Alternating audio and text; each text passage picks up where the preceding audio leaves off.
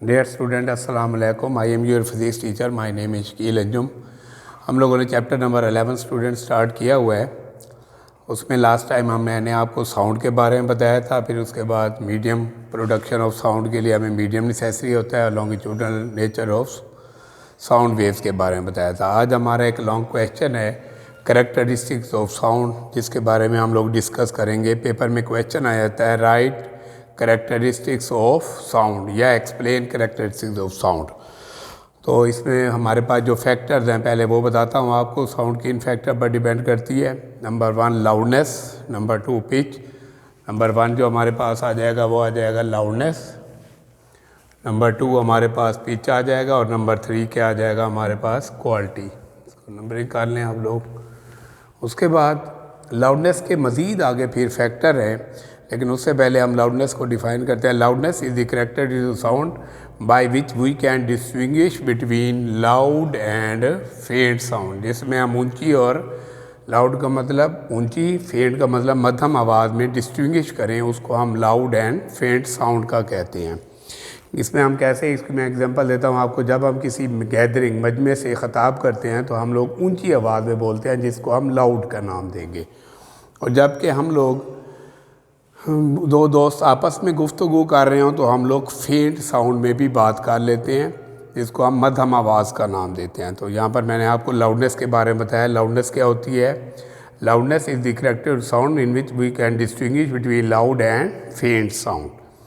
उसके बाद मज़ीद लाउडनेस के आगे कुछ फैक्टर्स हैं, 3 फैक्टर्स हैं। एक है amplitude of the vibrating body, दूसरा है हमारे पास area of the vibrating body, तीसरा हमारे पास है distance of the vibrating body. इनको 1 बाय 1 हम लोग डिस्कस करते हैं। Amplitude of the vibrating body क्या होता है? एम्पलीट्यूड सबसे पहले हमें पता होना चाहिए एम्पलीट्यूड होता क्या है। The maximum displacement from mean position to extreme position on either side of the mean position is called amplitude. कि मीन से एक्सट्रीम तक जो मैक्सिमम डिस्प्लेसमेंट है उसको हम एम्पलीट्यूड का नाम देते हैं। अब वाइब्रेटिंग बॉडी में एम्पलीट्यूड कैसे पैदा होगा? हम लोग क्या करते हैं, कोई बड़े एरिया का ड्रम ले लेते हैं। जब हम उसको ज़ोर से फोर्सफुली स्ट्राइक करेंगे तो उसका एम्पलीट्यूड ज़्यादा होगा। जब उसका एम्पलीट्यूड ज़्यादा होगा तो इसका मतलब है उसमें लाउडनेस भी ग्रेटर पैदा होगी। इस तरह अगर स्मॉल कोई ड्रम ले लें, उसकी मेम्ब्रेन कम होगी, उसका साइज़ कम होगा, उसमें जब हम स्ट्राइक करेंगे तो उसका एम्पलीट्यूड कम होगा, तो साउंड भी कम प्रोड्यूस होगी। इसका मतलब ये हुआ कि लाउडनेस जो है एम्पलीट्यूड के डायरेक्टली प्रोपोर्शनल है। एम्पलीट्यूड बढ़ेगा तो लाउडनेस बढ़ेगी, एम्पलीट्यूड कम होगा तो लाउडनेस कम होगी। दूसरा हमारे पास आ जाता है area of the vibrating body. कि लाउडनेस का जो दूसरा फैक्टर है वो area of the vibrating body. ज़ाहिर बात है जब बॉडी वाइब्रेट कर रही होगी तो वो साउंड प्रोड्यूस करेगी, वो हम पहले ही बता चुके हैं। उसके बाद स्कूल के अंदर जो बेल लगी होती है उसका एरिया काफ़ी ज़्यादा होता है। जब हम उसको हैमर से स्ट्राइक करते हैं तो उसकी आवाज़ जो होती है वो दूर तक सुनाई देती है। जबकि घर के अंदर जो बेल लगी होती है उसको हम स्ट्राइक करते हैं, उसके ऊपर एक स्मॉल साइज़ की हैमर होती है और उसका जो एरिया होता है वो भी स्मॉल होता है। जब उसको हम हैमर से स्ट्राइक करते हैं या पीछे से हम पावर सप्लाई देते हैं, वो हैमर जब उस एरिया से स्ट्राइक करती है तो क्या होता है, उसका एरिया कम होने की वजह से लाउडनेस भी कम पैदा होगी, वो सिर्फ आवाज़ जो होती है घर के अंदर ही सुनाई देती है। तो यहाँ पर दूसरा फैक्टर भी ये हुआ कि जब area of the vibrating body greater होगा तो लाउडनेस ज़्यादा होगी, area of the vibrating body कम होगा तो लाउडनेस भी कम होगी। तीसरा हमारे पास फैक्टर आ जाता है distance of the vibrating body. जब हम वाइब्रेटिंग बॉडी के करीब खड़े हुए हैं तो वहाँ पर लाउडनेस जो होगी वो अगर कोई प्रोड्यूस हो रही है तो वो हमें डिस्टेंस कम होने की वजह से ज़्यादा सुनाई देगी। अगर हम जहाँ पर साउंड प्रोड्यूस हो रही है या वाइब्रेटिंग बॉडी से दूर खड़े हैं, डिस्टेंस ज़्यादा हो जाएगा तो लाउडनेस भी कम हो जाएगी। इसके अलावा ये फैक्टर जो है कान की डिफेक्ट सेंसिटिविटी के ऊपर भी डिपेंड करता है। कुछ लोग ऐसे होते हैं जो कि लाउड साउंड को कम सुनते हैं और कुछ लोग ऐसे होते हैं सेंसिटिव होते हैं जो कि उनके लिए लाउड साउंड भी जो होती है वो सुनाई देना आसान हो जाती है। तो इस तरह उसकी सेंसिटिविटी ऑफ एयर के ऊपर भी लाउडनेस डिपेंड करती है। नेक्स्ट हमारे पास आ जाता है पिच क्या होता है। एक बहुत ही इम्पोर्टेंट फैक्टर है लाउडनेस का, और जिसमें हमारे पास इसका कैरेक्टरिस्टिक्स ऑफ साउंड का एक बहुत इंपॉर्टेंट फैक्टर है पिच। पिच क्या होती है? Pitch is the corrective sound in which we can distinguish between shrill and grave sound. Shrill हम बारीक को कहते हैं, ग्रेव जो होती है वो हमारे पास भारी आवाज़ को ज़ाहिर करती है। इन दोनों के दरमियान जो डिफरेंस है उसको हम पिच का नाम देते हैं। पिच जो होती है बेसिकली डिपेंड करती है फ्रीक्वेंसी पर। फ्रीक्वेंसी क्या होती है? Number of oscillation produce in a vibrating body is called frequency, या हम ऐसे भी कह सकते हैं number of wave passing through a point in 1 second is called frequency. इसको हम एफ से डिनोट करते हैं।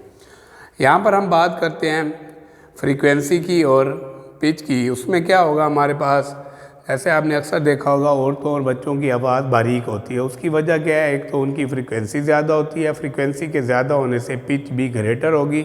जब फ्रीक्वेंसी ज़्यादा होगी तो पिच भी ग्रेटर होगी और साउंड जो होगी वो श्रील होगी, बारीक होगी।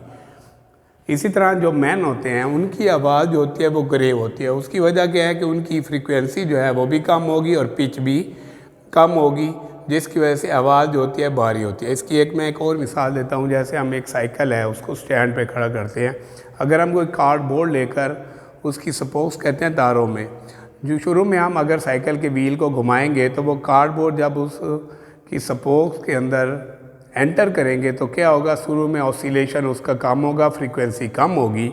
फ्रीक्वेंसी के कम होने की वजह से वो जो कार्डबोर्ड की आवाज़ है वो क्या होगी, हमारे पास ग्रेव होगी, भारी होगी, क्योंकि फ्रीक्वेंसी कम है, पिच भी कम होगी, आवाज़ जो होगी ग्रेव होगी। जैसे जैसे हम उस साइकिल के व्हील को तेज़ी से घुमाएंगे फ्रीक्वेंसी ज़्यादा होगी। जब फ्रीक्वेंसी ज़्यादा होगी तो इसका मतलब है उसकी पिच भी ज़्यादा होगी और जो साउंड कार्डबोर्ड की प्रोड्यूस होगी वो क्या होगी, श्रील होगी। इसी तरह आप लोग इसको फ्रीक्वेंसी और पिच को इस तरह भी बता सकते हैं कि अगर फ्रीक्वेंसी की वेव्स ज़्यादा हों तो पिच भी ज़्यादा होती है, अगर फ्रीक्वेंसी वेव्स कम होगी तो इसकी पिच भी कम होगी और आवाज़ जो होगी वो क्या होगी, हमारे पास ग्रेव होगी। इसी तरह फिर हम बात करते हैं क्वालिटी की। क्वालिटी का मतलब होता है खसूसियत। आवाज़ साउंड की एक और प्रॉपर्टी है जिसे हम क्वालिटी कहते हैं। The characteristics of sound by which we can distinguish between two sound of same loudness and pitch is called quality. इस तरह हम एक रूम के बाहर खड़े होकर पियानो और फ्लूट को जब हम सेम लाउडनेस पर और पिच पर आवाज़ पैदा करें तो हम लोग पहचान लेंगे उसकी लाउडनेस और पिच की वजह से कि ये पियानो की आवाज़ है और दूसरे वाली जो है वो इसकी फ्लूट की आवाज़ है। फ्लूट बांसुरी को कहते हैं। इस तरह मुख्तलिफ़ किस्म की हम वेव फॉर्म, ट्यूनिंग फोर्क की वेव फॉर्म बनाकर या फ्लूट वगैरह की वेव फॉर्म बनाकर भी हम लोग क्वालिटी ऑफ साउंड को डिस्टिंग्विश कर सकते हैं। उनकी वेव फॉर्म जो होती है वो डिफरेंट शेप्स की होती है। तो यहाँ पर एक लॉन्ग क्वेश्चन मैंने आपको डिस्कस किया कैरेक्टरिस्टिक्स ऑफ साउंड, जिसमें हम लाउडनेस, उसके फैक्टर्स, पिच और क्वालिटी के बारे में डिस्कस किया। तो ये एक मुकम्मल लॉन्ग क्वेश्चन आप लोग इस तरीके से लिख सकते हैं। नेक्स्ट हमारा लॉन्ग क्वेश्चन है इंटेंसिटी ऑफ साउंड, जिसे हम आवाज़ की शिद्दत का नाम भी देते हैं। तो सबसे पहले मैं इंटेंसिटी ऑफ साउंड को डिफाइन करता हूँ। The sound energy passing per second through a unit area held perpendicular to the direction of propagation of wave is called intensity of sound. आवाज़ की शिद्दत को कहते हैं कि अगर कोई यूनिट एरिया और उसमें से साउंड वेव पास हो रही हो तो उसको हम इंटेंसिटी ऑफ साउंड का नाम देते हैं। उसका यूनिट क्या होता है, watt metre minus square. Definition करने के बाद इंटेंसिटी ऑफ साउंड के बाद फिर हमारे पास आ जाता है साउंड इंटेंसिटी लेवल। पेपर में क्वेश्चन कुछ इस तरह आता है, long question, define intensity of sound, explain sound intensity level, या define intensity of sound, prove that L minus L not is equal to 10 log I over I not. हम यहाँ पर अब क्या करते हैं, इंटेंसिटी ऑफ साउंड को define करने के बाद इसका यूनिट है वाट मीटर माइनस स्क्वायर। जब साउंड इंटेंसिटी लेवल को डिस्क्राइब करेंगे तो इसमें हम बताते हैं कि एक साइंटिस्ट था वेबर फैक्सनर, उसने ये बताया कि लाउडनेस जो होती है लॉगरिथम ऑफ इंटेंसिटी के डायरेक्टली प्रोपोर्शनल होती है। L डायरेक्टली प्रोपोर्शनल है log I। और जब इस सिंबल को आप ख़त्म करेंगे डायरेक्टली प्रोपोर्शनल को, तो हमें पता है कि इक्वल लगाएंगे और कोई कांस्टेंट लगाएंगे। यहाँ पर K जो है वो प्रोपोर्शनैलिटी कांस्टेंट के लिए यूज़ होता है, L लाउडनेस के लिए, I इंटेंसिटी के लिए, क्योंकि हम लोगों ने निकालना है sound intensity level. Actually sound intensity level की डेफिनेशन होती है the difference between two loudness. तो टू लाउडनेस जो होगी, एक को हम L का नाम देते हैं, एक को L नॉट का। इसी तरह हम एक और साउंड लेते हैं क्योंकि हमें डिफरेंस बिटवीन टू लाउडनेस चाहिए। L तो मैंने बता दिया। एक और साउंड है, लेट करते हैं, उसकी लाउडनेस L नॉट है और उसकी इंटेंसिटी I नॉट है। तो इक्वेशन 1 की तरीके से फिर हम जब दूसरी इक्वेशन लिखेंगे तो वो हमारी बनेगी L not is equal to K log I not. अब L माइनस एल नॉट कैसे निकालेंगे, इक्वेशन 2 को हम इक्वेशन नंबर 1 से जब सब्ट्रैक्ट करेंगे तो लेफ्ट साइड में से लेफ्ट को सब्ट्रैक्ट करेंगे, राइट में से राइट को, तो L minus L not is equal to K log I minus K log I not. के यहाँ से हम कॉमन ले लेंगे तो log i minus log i not आ जाएगा। L minus L not is equal to K log i और i नॉट। के की वैल्यू जो है i और i नॉट पर डिपेंड नॉट ओनली डिपेंड करती है बल्कि इसकी साउंड लेवल पर भी डिपेंड करती है। यहाँ पर k की वैल्यू 1 कैसे आ गई? जब हम साउंड लेवल को साउंड इंटेंसिटी लेवल को 1 कंसीडर करें और i is equal to 10 i not consider करें तो यहाँ से मैं k की वैल्यू निकालता हूँ। L माइनस एल नॉट 1 के इक्वल है। k वैसे का वैसे log i जो होती है इंटेंसिटी ऑफ साउंड वो 10 टाइम्स होती है फेटस ऑडिबल साउंड के, तो वो हमारे पास आ जाएगा k log 10 i not over i not. यहाँ पर i नॉट से i नॉट काट जाएगा। k log 10 की वैल्यू होती है 1, तो यहाँ से आपने देखा कि k की वैल्यू क्या आ जाएगी 1, वो यहाँ पर हम k की वैल्यू 1 पुट कर लेंगे। इट मीन जो हमारी इक्वेशन बनेगी फिर L minus L not is equal to log i over i not into bel. Density of level का एक यूनिट होता है बेल। बेल जो है एक बहुत ही बड़ा यूनिट होता है, जबकि इसका छोटा यूनिट जो होता है वो डेसिबल होता है। तो इधर मैंने लिखा हुआ है bel is very large unit of intensity level, a smaller unit का डेसिबल इज़ यूज। डेसिबल को हम dB से एब्रीविएट करते हैं। 1 बेल इज इक्वल टू होता है 10 dB के। जब हम यहाँ पर 1 बेल की वैल्यू पुट करेंगे तो वो आ जाएगी log i और i नॉट इंटू 10 dB, और कांस्टेंट है 10 तो ये log से पहले आ जाएगा। L minus R not is equal to 10 log i over i not.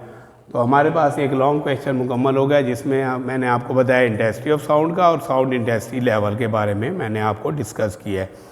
इस तरह अगर पेपर में एक क्वेश्चन आ जाए, शॉर्ट क्वेश्चन भी इसमें से बन सकते हैं, what is the relation between loudness and intensity of sound, तो हम यहाँ पर लिख सकते हैं L is equal to K log i। तो ये अगर आप अपनी बुक का पेज नंबर निकालेंगे 22, यहाँ पर मैंने आपको एक तो long question characteristics of sound के बारे में बताया, वो कंप्लीट कर दिया। उसके बाद कुछ साइड इन्फॉर्मेशन है हमारे पास, self assessment, explain how sound is produce by a school bell. तो इसका आंसर आप लोग नोट कर लेंगे। When we strike the school bell it starts vibrating and due to vibration sound is produce. इस तरह एक और साइड इन्फॉर्मेशन है कि why are sound waves called mechanical waves. Sound waves are called mechanical waves because for propagation material medium is required. तीसरा इसका self assessment है, suppose you and your friend are on the moon, will you be able to hear any sound produce by your friend? No sound will be heard because there is no air on the surface of moon, so we can not hear the sound of our friend. इसी तरह एक और side information है page number 23 पर, आप लोग इसमें लिख सकते हैं thin wild glass कोबलेट्स can vibrate when hit by sound waves. तो वाई का इजाफा करके ये नीचे रेजोनेंस की वजह से साउंड प्रोड्यूस होती है। फिर नीचे एक और शॉर्ट क्वेश्चन है, व्हाट इज साइलेंट विसल? तो silent whistle, some people use silent whistle to call those whose frequency lies between 20,000 hertz to 25,000। Similarly एक पेज नंबर अगर आप निकाल लें अपनी बुक का 24, तो यहाँ पर क्विक क्विज है, why voice of women is more shrill than that of man. तो इसमें आंसर आ जाएगा कि मोर फ्रीक्वेंसी और मोर पिच की वजह से वॉइस ऑफ वुमेन जो होती है श्रिल होती है। पिच है, which property of sound wave determines loudness. Loudness जो है एम्पलीट्यूड पर डिपेंड करती है और पिच जो है वो फ्रीक्वेंसी पर। फिर एक और क्वेश्चन है, what would happen to the loudness of sound with increase in frequency? Loudness जो है वो amplitude of the vibrating body पर डिपेंड करती है, फ्रीक्वेंसी पर नहीं। और एक और शॉर्ट क्वेश्चन है, onward factor frequency of 24 depend, frequency of 24 depend करती है मैस ऑफ द प्रोकूस पर। तो इस तरह मैंने आपको साइड इन्फॉर्मेशन भी और 2 लॉन्ग क्वेश्चन कंप्लीट करा दिए। उम्मीद करता हूँ आपको अच्छे तरीके से समझ आ गए होंगे। अगर इनमें से कोई बात समझ नहीं है तो आप मेरे व्हाट्सएप नंबर पर या कॉन्टैक्ट नंबर पर मुझसे रब्ता कर सकते हैं। Thank you very much.